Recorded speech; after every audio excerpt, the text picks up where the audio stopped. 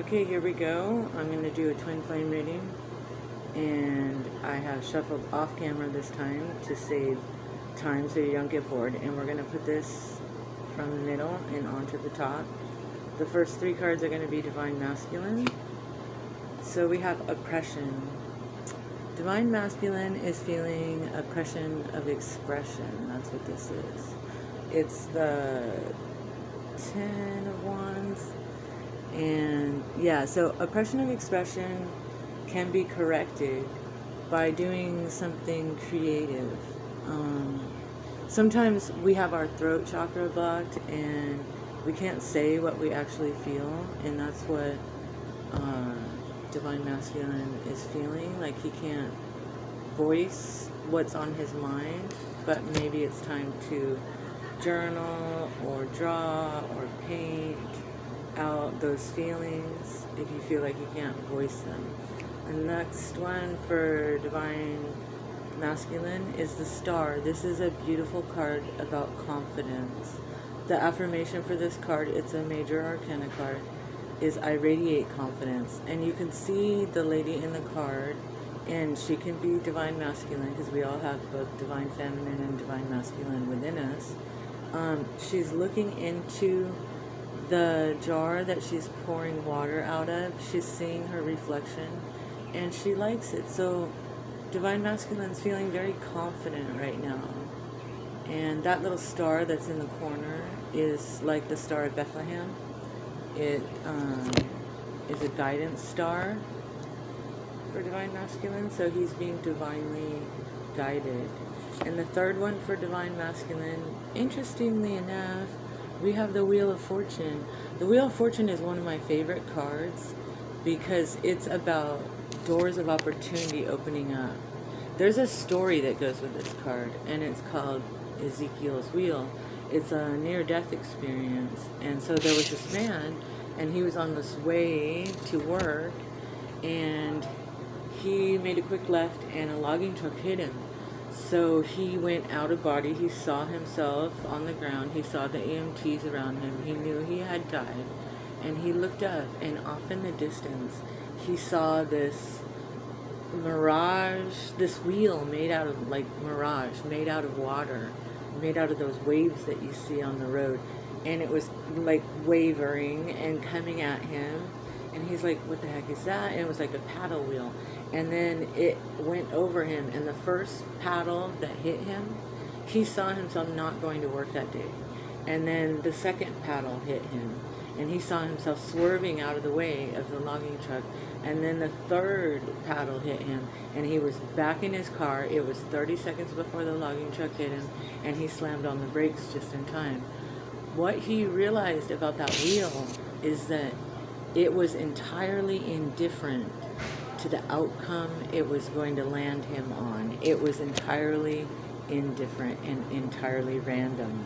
So this is not about a near-death experience, but this is about that wheel opening up doors of opportunity in your multiverse.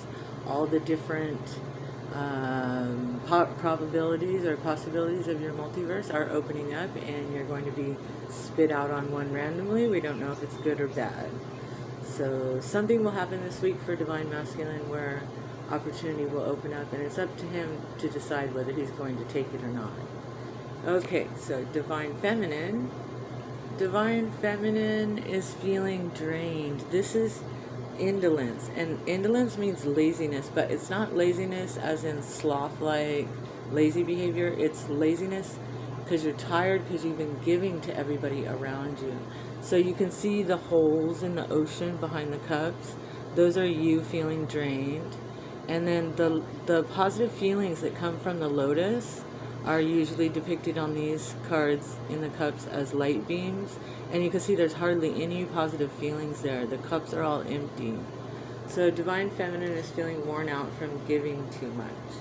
And then the second one for Divine Feminine, interestingly enough, is Lust. Lust is an adaptation of the Strength card from the Rider-Waite deck that Aleister Crowley made. That's the Whore of Babylon, riding the beast from Revelations. Up in the middle, she's holding a chalice. That's her faith in herself. lust is not necessarily about having a lot of sex.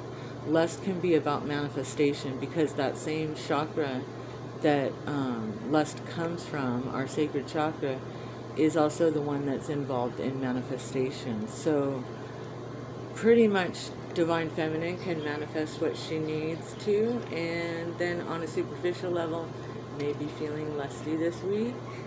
Okay, and then the third one for Divine Feminine, we have the Two of Discs, it's called in this deck, and it says change. This is the kind of change that we make to keep things balanced. You can see the yin-yang, internal and external balance is depicted on the card by the yin-yang. And then the Ouroboros, the snake eating its tail, is from Africa, and it means the samsara, the cycle, if you believe in reincarnation, of birth, life, death, rebirth, life, death. That's what he represents. And then the little crown on top of him is for expanded awareness, and he's part black for the unfamiliar and part white for the familiar. But what this is about is those changes that you have to make, kind of quick ones, to keep your life in balance. So Divine Feminine needs to balance out her life. Maybe work with play, maybe creative activities with quietude, meditation with outspokenness. She's got a balance in some way. So overall, we have two cards that state how she is feeling right here, and one card that's a course of action, balancing. And then for the Divine Masculine, we have one that's showing how he's feeling, his confidence, one for course of action, and one that divines the future, one prophetic one. So hopefully that helps all those twin flames out here, and have a good week. Thank you.